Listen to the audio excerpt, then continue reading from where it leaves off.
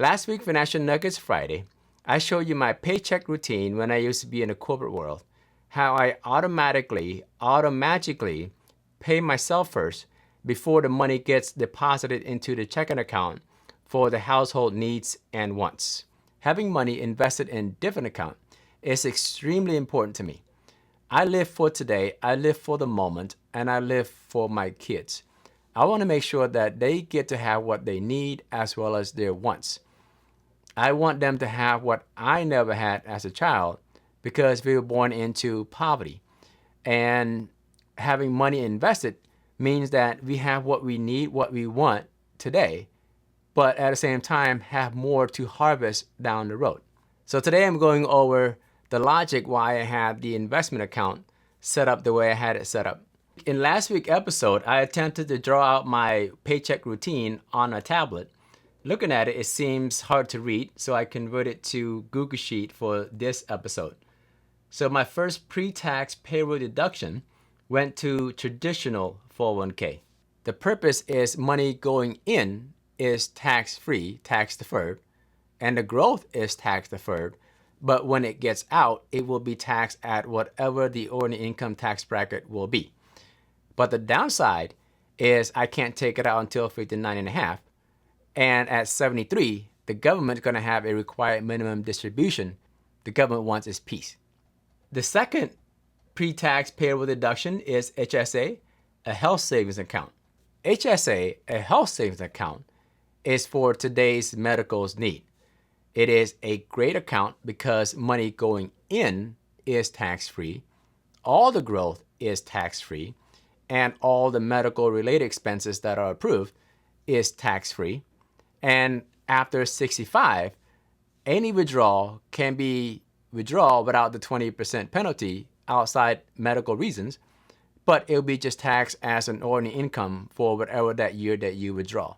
I did have a video on who HSA is for and who it is not, who high deductible premium plan is for and who it is not. You can look at my playlist to see if that's something that you want to research on. Next up in my payroll deduction is the post-tax payroll deduction is the Roth 401k. I was fortunate that my previous employer offered a Roth 401k option. The difference between a traditional 401k and a Roth 401k is how they are taxed going in and how they are taxed going out. Traditional 401k is pre-tax going in, tax deferred, but when you withdraw it, you will get taxed on that withdrawal. And you also have a required minimum distribution at 73 years old. With the Roth 401k, money going in is after tax, but when you withdraw it, you don't get taxed on the withdrawal because the government already gets its piece. And since Secure Act of 2.0 back in 2024, the government removed the required minimum distribution. So that's a fantastic tool if you want all your growth to you and not to the government. And the nice thing about the Roth 401k, if I select the Roth 401k, my previous employer still have the match, and the match is pre-tax. So now I have the match portion in the traditional 401k and my own contribution in the Roth 401k bucket. So that was a nice bonus for me. But unfortunately, I only knew about it a year, maybe 2 years into my working years. Next up is Employee Stock Purchase Plan, ESPP. Out of the 4 decades of my life, this was probably the wisest thing I did when I first started with a company. I automatically enrolled into ESPP, Employee Stock Purchase Plan, when I started for the company. And the nice thing about ESPP, we had a 15% discount off the market value. And the company also paid dividends.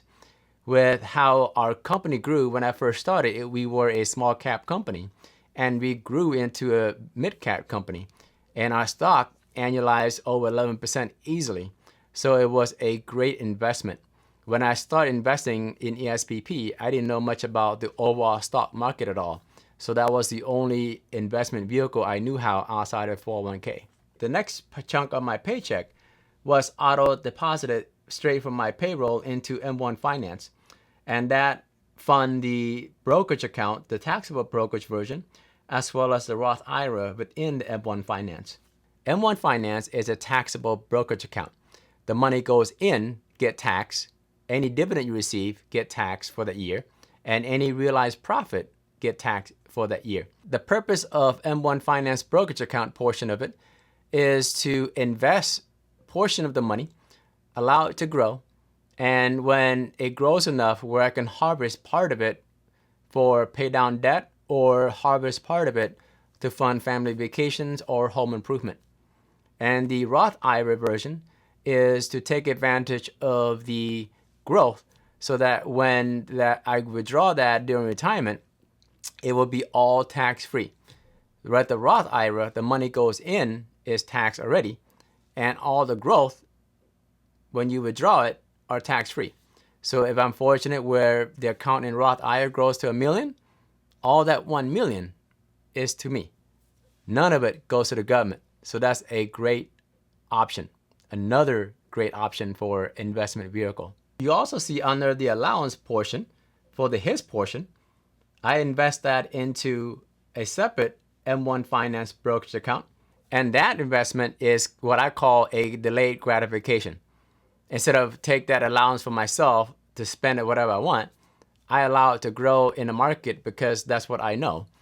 And once it grows enough and I can start to harvest it, I will harvest it to buy my tech gear, to buy gadgets, shoes, you name it. It's guilt-free money. At the same time, it's my money earning me money. So as I harvest it, I still have the seed money in the market. And I even had enough to buy me a portion of my 2 years off without relying on active income. And last but not least, the last brokerage account is Robinhood brokerage account. Robinhood is the OG of fractional shares. And thanks to Robinhood, it makes investing for retail investors, that's you and I, to be able to have access to the market. And thanks to Robinhood, it got my investment journey started. And I really didn't need that much at all. All I needed was lunch money. That's how I get started with investing, learning how to invest.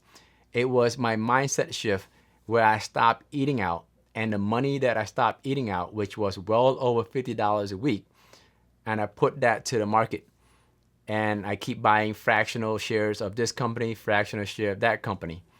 And over time, it became from a little bit of lunch money to more of my saved money and started to invest like a real investor. Between the M1 Finance, Robinhood, those taxable brokerage account, they have allowed me to have home improvement, pay down my past debt, give my family the vacation and the life that I never had as a kid, and still have more to harvest for the future. The retirement account, whether traditional 401k, Roth 401k, or Roth IRA, have those garner wealth for the future use cases as well. So down the road, when I retire, if I stack the withdrawal properly, I can withdraw a little bit from traditional 401k that get taxed, some from the Roth that did not get taxed, and some capital gain. And if I do the math correctly, I can also minimize the tax effect. But the only downside is we don't know what the tax rate will be. But I'm not going to worry about that.